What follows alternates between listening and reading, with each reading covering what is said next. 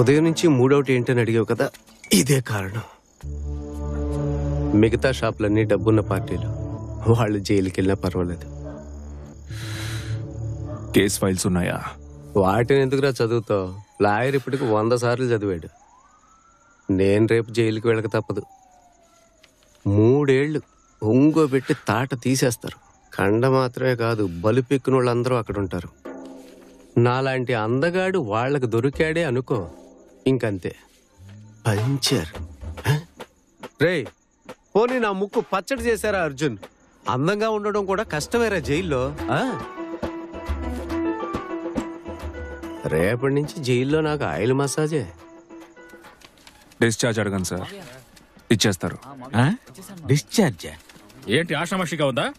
Bell company అని చెప్పి 33 కంప్యూటర్లు అమ్మాడు నీ ఫ్రెండ్. అట్టపెట్టెలు ఉన్నాయి చూడండి, అవి మాత్రమే original.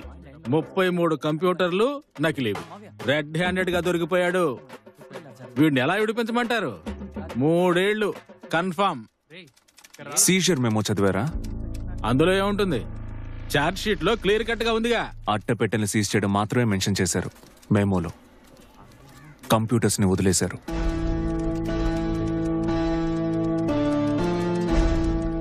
Careless mistake. Memo రాసినోడు mistake చేశాడు. మీకు ఇది చాలు, డిశ్చార్జ్ అడగండి, ఇచ్చేస్తారు.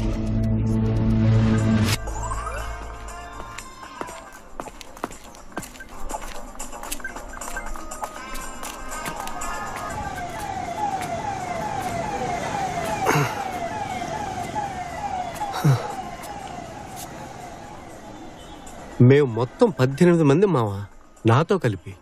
నన్ను మాత్రం వదిలేశారు. సూరిగాడు ఒక కేసులో ఇరుక్కున్నాడుగా, మన అర్జునే నిడిపించాడక్క. మావా, నన్ను కలవడానికి ముందు ఏం చేసేవాడివి? ఎంతవరకు చదివావు? ఇంటరు. నువ్వు వింటరా? రే నేను బీకామ్ లిటరేచర్ రా. ఎందుకు అడుగుతున్నావు? లేదు, లాయర్ గారి దగ్గర ఏదో చెప్పావు, టెక్నికల్ గా ఏదో మాట్లాడావు, నాకు అర్థమైంది. కానీ మ్యాటర్ ఏంటో అర్థం కాలేదు. జడ్జి గారు నన్ను మాత్రమే బయటికి పంపేశారు. మిగిలిన వాళ్ళందరినీ 5 ఏళ్ళు లోనకు తోసేశారు. 6 లాంగ్వేజ్ల్లో మాట్లాడుతున్నావు. లాయర్కే తెలియని లా పాయింట్స్ అన్ని నీకు తెలుసు. Over intelligent. నువ్వు ఎవరు మావా? హూ?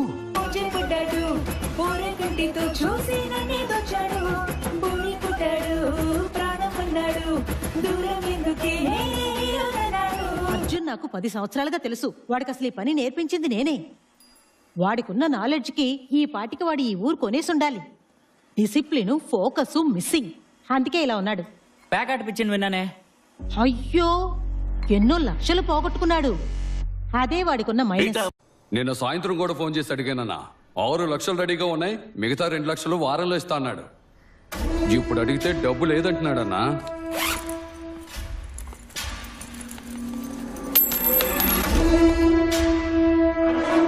ఏమిటి నీ వెనక తిప్పించుకుంటున్నావా? అబ్బేదేం లేదన్నా. మరింకేంటి?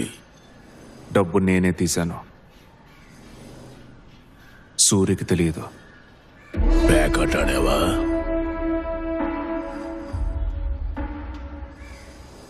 ఓడిపోయావా? 6 లక్షలు పోగొట్టావా? సింగిల్ సిట్టింగ్ లోనా? అది నాకివ్వాల్సిన డబ్బని తెలుసు కదా? తెలుసు. రే వాడిని లాక్కురండి రా. అలాగన్నా.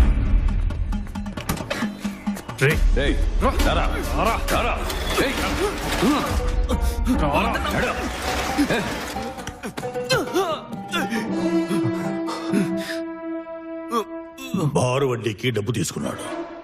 చెప్పిన తేదీకి తిరిగి ఇవ్వలేదు. 3 రోజుల నుంచి నా గొడవలోనే ఉంటున్నాడు. మా కుర్రోళ్ళు 4 పొద్దుటి నుంచి రాత్రి వరకు వీడి మీదే పంచింగ్ ప్రాక్టీస్ చేస్తున్నారు. ఈ భాగంలో మాత్రం కొట్టరు. ఎందుకో తెలుసా? ఎందుకు? ఇంకో 3 రోజుల తర్వాత ఇక్కడ కోసి 2 కిడ్నీలు పీకి అమ్మేస్తాను. తెలిసిన వాళ్ళు కదా అని ఆలోచిస్తున్నాను. వారం టైం ఇస్తున్నాను. తీసుకున్న అప్పు 8 లక్షలతో పాటు 7 రోజుల వడ్డీ మొత్తం 9 లక్షలు నా టేబుల్ మీదకి రావాలి. రాలేదే అనుకో, వీడు నా గొడవంలో ఉంటాడు. రేయ్, డబ్బు పోగొట్టేది నువ్వు, కిడ్నీలు పోగొట్టుకోవాల్సింది నేనా? ఏటీఎం మిషన్ రెడీ చేయరా. 9 లక్షలను ఇప్పుడు పోగు చేయాలనుకో, వెంటనే 7 మిషన్లు తయారు చేయించాలి. అది మాత్రమే కాదు, బుర్రలేనోళ్ళు 7 కావాలి. ఇదంతా జరిగేదేనా? తప్పదంటే చేసి తీరాలిగా. లాస్ట్ టైం మనకు చేసి ఇచ్చాడే, ఆయన పట్టుకొని ఇంకో ఏటీఎం మిషన్ చేయమను.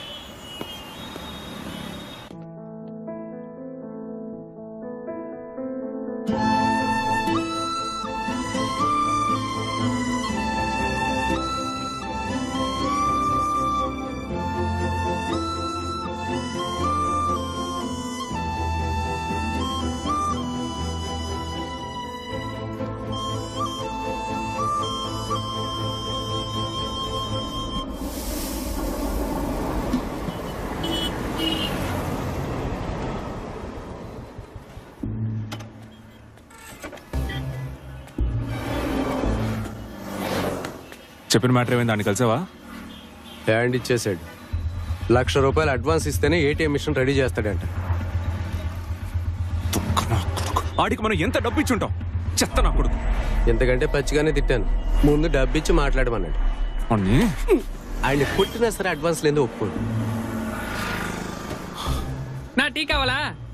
రే పోరా. ₹1,00,000 చేతిలో ఉంటేనే నెక్స్ట్ స్టెప్ వేయగలం. అదేరా సిచ్యువేషన్.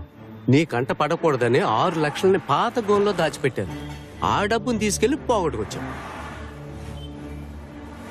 నీ దగ్గర ఇప్పుడు ఎంత ఉంది? 1 2 3 4 5 6 7 8 9 10. కాళ్ళకి ఇంకో 10 ఉన్నాయి. పోరా. టీ తాగడానికి కూడా డబ్బులు లేక నేను ఏడుస్తుంటే వచ్చి నన్ను అడుగుతున్నావు.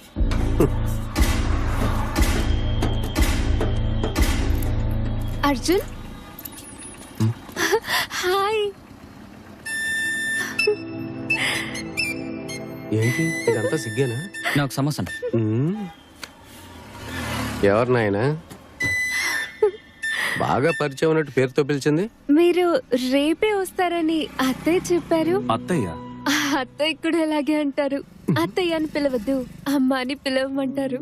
త్వరలోనే అలవాటు చేసుకుంటా. మీ అమ్మ అంటుంది. ఎప్పుడు పోయిందని చెప్పావు? కోల్కతాలో వర్షాలు ఎక్కువగా ఉన్నాయని న్యూస్ లో విన్నాను. వరుసగా 3 రోజుల నుంచి గుడికి వెళ్తున్నాను.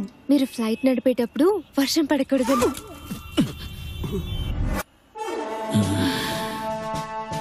ఫ్లైట్ నడుపుతాడా? బెంగాలీ కూడా నేర్చుకుంటున్నాను.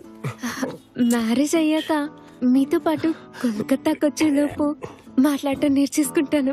నువ్వు బెంగాలీ నేర్చుకునేలోగా వాడు ఎస్కేప్ అయిపోతాడు.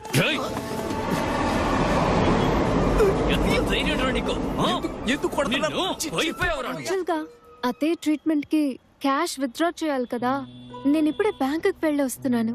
హాస్పిటల్ ఖర్చులకని 1.5 లాక్ అడిగారు. నా అకౌంట్ లో 1 లాకే ఉంది.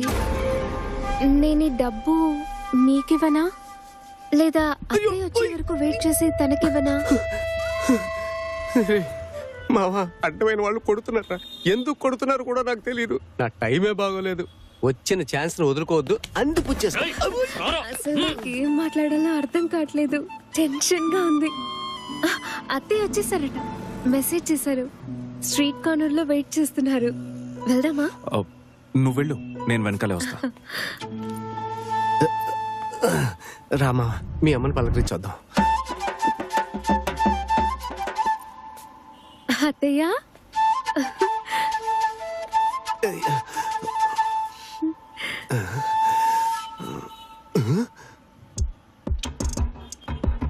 అర్జున్, మీ అమ్మ. ఈయన్ని ఇక్కడ చూస్తానని అస్సలు ఎక్స్పెక్ట్ చేయలేదు. అమ్మ కూడా అనుకోలేదు. కరెక్టే కదా అమ్మా? అత్తయ్య, వద్దు, అదే వద్దు, నువ్వు బయలుదేరు. నేను వచ్చేసానుగా. అమ్మ ట్రీట్మెంట్ నేను దగ్గరుండి చూసుకుంటా. సెల్ ఫోన్ షాప్ లో పనిచేస్తోంది.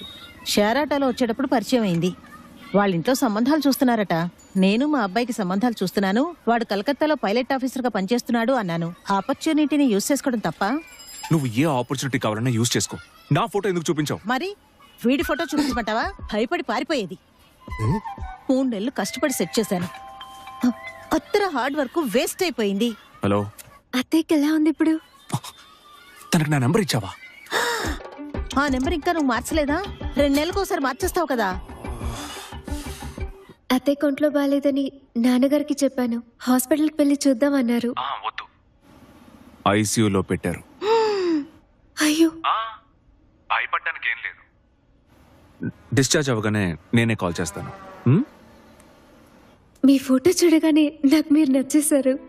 కానీ మీకు నేను నచ్చనేమోనని భయం. ఇంకెప్పుడైనా ఆ అమ్మాయి నా రూట్లో క్రాస్ అయిందో నువ్వు చస్తావు. హలో హలో, కట్ అయిపోయింది. నేను చెప్పారా వచ్చిన అవకాశాన్ని వదులుకోవద్దని. మనం ఏమన్నా అడిగామా? ఆ అమ్మాయి ఎక్కడ నీకు వచ్చిస్తానని పిచ్చా? వెతుక్కుంటూ వచ్చిన లక్ష్మిని కాదంటావా? యబ్బా, నిన్ను చంపేస్తానురా. నిన్ను వదలను. నా మాట కాదన్నది. వదలరా. నువ్వు చేసిన పని.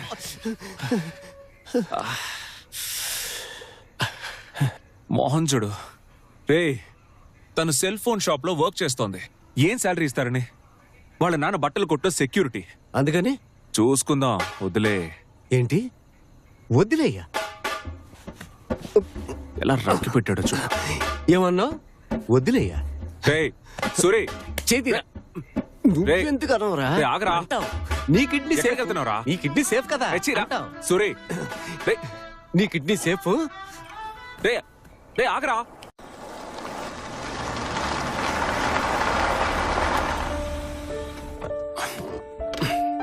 ఎర్లీ మార్నింగ్ ఫ్రెండ్స్ తో పాటు హైదరాబాద్ వెళ్తున్నాను. చెప్పావుగా. ఒక అమ్మాయి ప్లస్ 3 అబ్బాయిలు. మండే వచ్చేస్తాను. నీకు ఎలాంటి ప్రాబ్లం లేదుగా? 3 అబ్బాయిలతోనా? ఏంట్రా? దుబాయ్లో పుట్టి ఢిల్లీలో పెరిగిన అమ్మాయి మావా. ఇలాంటి వాటికి రియాక్ట్ అయితే నా క్యారెక్టర్ డ్యామేజ్ అవ్వదు. మనం హై రేంజ్ అని చూపించుకోవాలిగా. కానీ మన హై రేంజ్ కాదు కదరా. ఇప్పుడు చూడు నువ్వెంత టెన్షన్ పడుతున్నావో. వాళ్ళల్లో ఒక అబ్బాయికి నేనంటే పిచ్చి. డైలీ లవ్ మెసేజెస్ పంపుతాడు. సౌండ్ పార్టీ, 6 ఫుట్, స్మార్ట్ గా ఉంటాడు. ఇప్పుడు కూడా వాడే మెసేజ్ చేశాడు.